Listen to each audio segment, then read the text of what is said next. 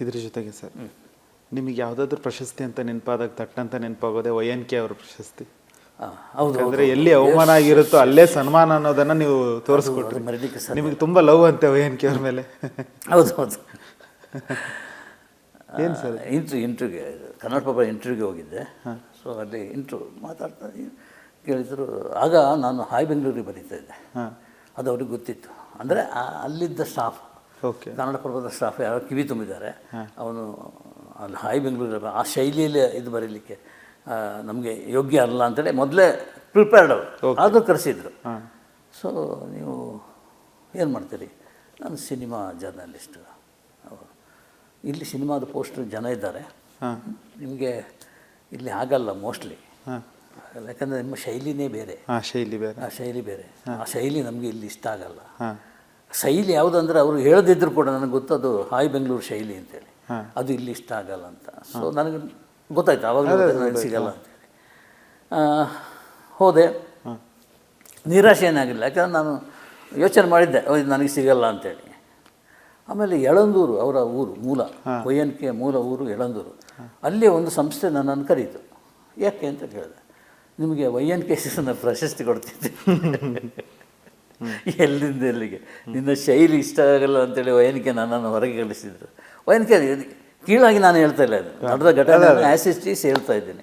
ಅವರ ಮೇಲೆ ಗೌರವ ಇದೆ. ಅವರ ಸಾಹಿತ್ಯ ಕೃಷಿ ಆಗಿರಲಿ, ಜರ್ನಲಿಸಮ್ ಆಗಿರಲಿ, ಎಲ್ಲದರ ಬಗ್ಗೆ ನನಗೆ ಗೌರವ ಇದೆ. ಅದು ಬಿಟ್ಟು ಏನು ನಡೀತು ಅದನ್ನು ಮಾತ್ರ ಹೇಳ್ತಾ ಇದ್ದೀನಿ. ಸೊ ನಾನು ಬರಲ್ಲ ಅಲ್ಲಿ, ಬರಲ್ಲ ಅಂತ ಹೇಳಿದೆ.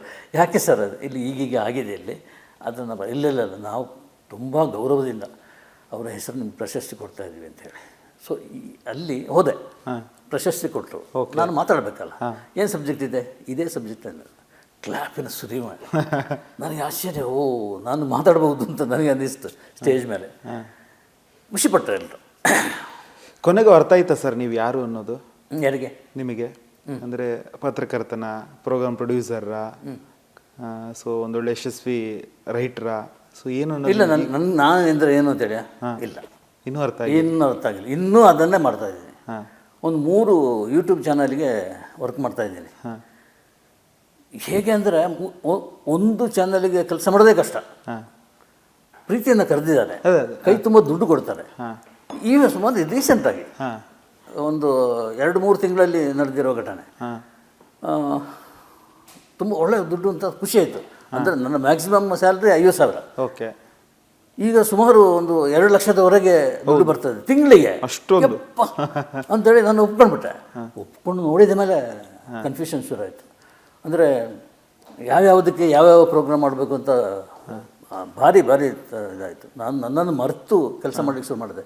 ಯಾವತ್ತು ಫ್ಯಾಮಿಲಿಯನ್ನು ನಾನು ಬಿಟ್ಟಿರಲಿಲ್ಲ. ಬಟ್ ಫ್ಯಾಮಿಲಿಯನ್ನು ಬಿಟ್ಟಿರಬೇಕಾದ ಪರಿಸ್ಥಿತಿ ಅಂದರೆ ಮನೆಯಲ್ಲೇ ಇದ್ದು ಕೂಡ ನಾನು ನನ್ನ ರೂಮಲ್ಲಿ ಬರೀತಾ ಕೂತ್ಕೊಳ್ಳೋದು, ಫೋನ್ ಮಾಡೋದು, ಇದೆಲ್ಲ ಆಗಿದೆ. ನಾವು ಮನೆಯಲ್ಲಿ ಕೂತ್ಕೊಂಡಾಗ ಅಲೋಕ್ ಸಣ್ಣ ಮಗ, ಮತ್ತು ಸಣ್ಣ ಸೊಸೆ ಅನೂಷಾ, ನನ್ನ ಮಿಸ್ಸಸ್ ಗಾಯತ್ರಿ, 4 ಜನ ಕೂತ್ಕೊಂಡು ಒಟ್ಟಿಗೆ ತಿಂಡಿ ತಿನ್ನೋದು. ಆಗ ಅವರು ಮಗಳು, ಅಪ್ಪ ನೀವೇನೋ ಬದಲಾಗಿದ್ದೀರಿ ಅಂತ ಹೇಳಿದ. ನನಗೆ ಅದು ಒಂದು ಸಣ್ಣ ಶಾಕ್ ಕೊಡೋದು. ಯಾಕೆಂದರೆ ಅಪ್ಪ ಅಂತ ಹೇಳಿ ಕರೀದು ಸೊಸೆ. ನಾನು ಹೇಳಿದ್ದೀನಿ ಮಾವ ಅಂತ ಕರೀಬಾರ್ದು, ಮಗಳ ಪ್ರೀತಿ. ಹೌದೌದು, ಮಗಳ ಪ್ರೀತಿ, ನೀನು ಮಗಳು ನನಗೆ ಅಂತೇಳಿ. ಸೊ ಅವಳು, ಅಪ್ಪ ನೀವು ಹೌದು ಇವ್ರು ಹೇಳಿದ್ದು ನಿಜ ಅಂತೇಳಿ. ನಾನು ಯೋಚನೆ ಮಾಡಲಿಕ್ಕೆ ಶುರು ಮಾಡಿದೆ ಏನಾಯಿತು ಅಂತೇಳಿ. ಒಂದು ದಿವಸ ಇದೇ ವರ್ಕು ನಡೀತಾ ಇದೆ. 2-3 ತಿಂಗಳಿಂದ ಕೆಲಸ ನಡೀತಾ ಇದೆ. ಸಿಕ್ಕಾಪಟ್ಟೆ ರಿಸರ್ಚ್ ಮಾಡಬೇಕಾಗ್ತದೆ. ಹಳೆ ಫಿಲ್ಮ್ಗಳು ಅದು ಇದೆಲ್ಲ ಓದೋದು. ನಾನು ಮರೆತು ಕೆಲಸದಲ್ಲಿ ತೊಡಗಿಬಿಟ್ಟೆ.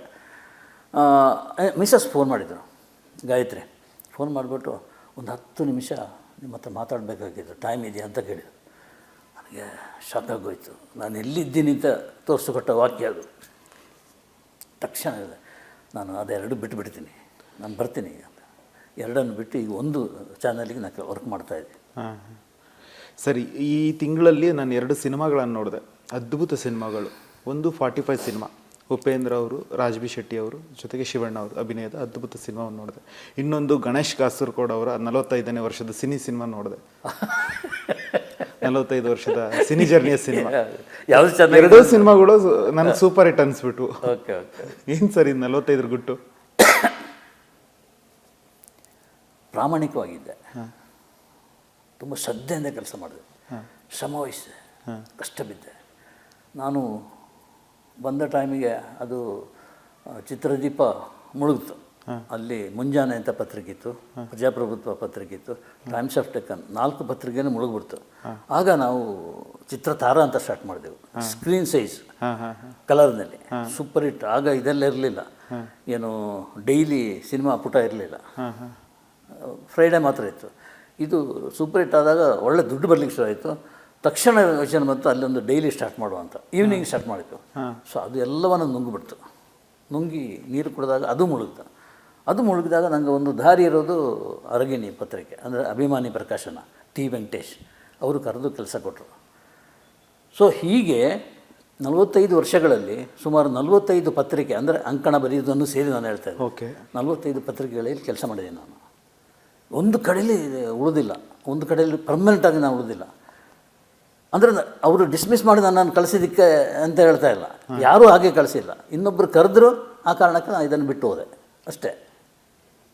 ಅದು ಆಗಿರೋದು.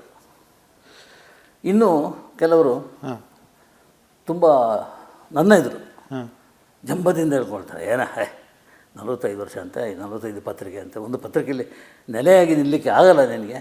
ನೋಡು, ನಾನು ಪ್ರಜಾವಾಣಿಯಲ್ಲಿದ್ದೀನಿ, 40 ವರ್ಷದಿಂದ ಅಲ್ಲಿ ದುಡಿತಾ ಇದ್ದೀನಿ ಅಂತ.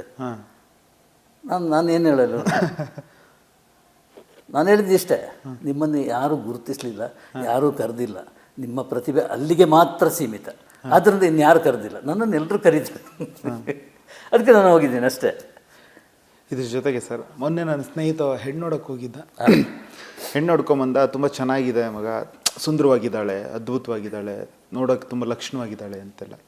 ನಾನು ಹೇಳಿದೆ, ನಮ್ಮ ಗುರುಗಳೊಬ್ರು ಇದ್ದರು, ಸೊ ಅವರು ಹವಾಯಿ ಚಪ್ಪಲಿ ನೋಡ್ಬಿಟ್ಟು ಒಪ್ಕೊಂಬಂದಿದ್ರಂತೆ, ಮುಖ ನೋಡಿಲ್ಲ ಅಂತೆ.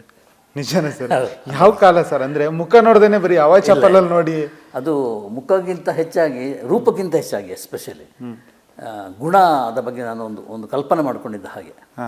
ಸಾಮಾನ್ಯವಾಗಿ ಹುಡುಗ ಬರ್ತಾನೆ ಅಂತ ಹೇಳಿದಾಗ ಹುಡುಗಿ ಮನೆಯವರು ಒಳ್ಳೆ ಸೀರೆ ಉಟ್ಟು ಸುಡಿಸಿ ಮೇಕಪ್ ಮಾಡಿಸಿ ಎಲ್ಲ ಕರೆದು ಕಾಫಿ ಕೊಡೋದು, ತಿಂಡಿ ಕೊಡೋದು ಅಂತ ಮಾಡ್ತಾರೆ ಹುಡುಗಿ ನೋಡೋ ಶಾಸ್ತ್ರದಲ್ಲಿ. ಬಟ್ ನಾನು ಹೋದಾಗ ಅಲ್ಲಿ ಅಂಥದ್ದೇನು ನಡೀಲಿಲ್ಲ. ನಮ್ಮ ಅತ್ತೆ ಮನೆಯಲ್ಲಿ, ಅಂದರೆ ಅಡಕ ಅಂತ ಇದೆ ಕಾಸರಗೋಡದಲ್ಲಿ, ಅಂಥದ್ದೇನು ನಡೀಲಿಲ್ಲ. ಎಲ್ಲಿದ್ದಾರೆ ಹುಡುಗಿ ಅಂತೇಳಿ ಅಲ್ಲಿ ಬಟ್ಟೆ ಒಗಿತಾ ಇದ್ದಾಳೆ ಅಂತ ಹೇಳಿದರು.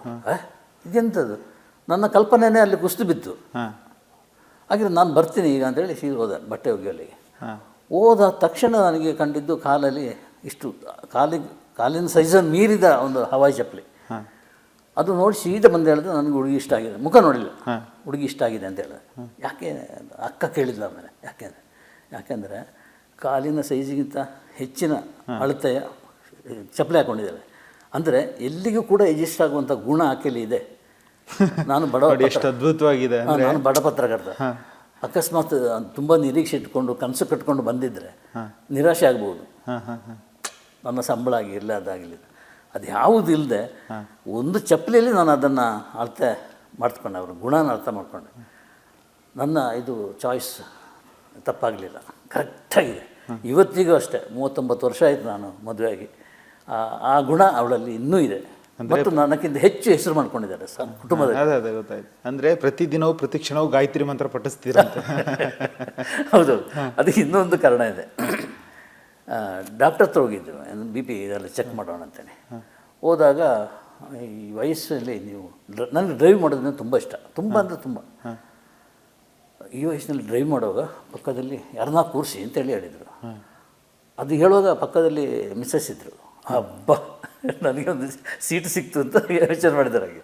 ಸೊ ಆ ಕಾರಣಕ್ಕಾಗಿ ನಾನು ಯಾವಾಗಲೂ ಹೋಗುವಾಗ ನನ್ನ ಮಿಸ್ಸಸ್ಸನ್ನು ಜೊತೆಯಲ್ಲಿ ಕರ್ಕೊಂಡು ಹೋಗ್ತಾನೆ, ಬೇರೆ ಏನಿಲ್ಲ. ನನ್ನ ಆರೋಗ್ಯದ ದೃಷ್ಟಿಯಿಂದ ಅವರು ಪಕ್ಕದಲ್ಲಿ ಕೂತ್ಕೊಂಡಿರ್ತಾರೆ. ಮತ್ತು ನನ್ನ ಆಪ್ತ ಗೆಳತಿ ಕೂಡ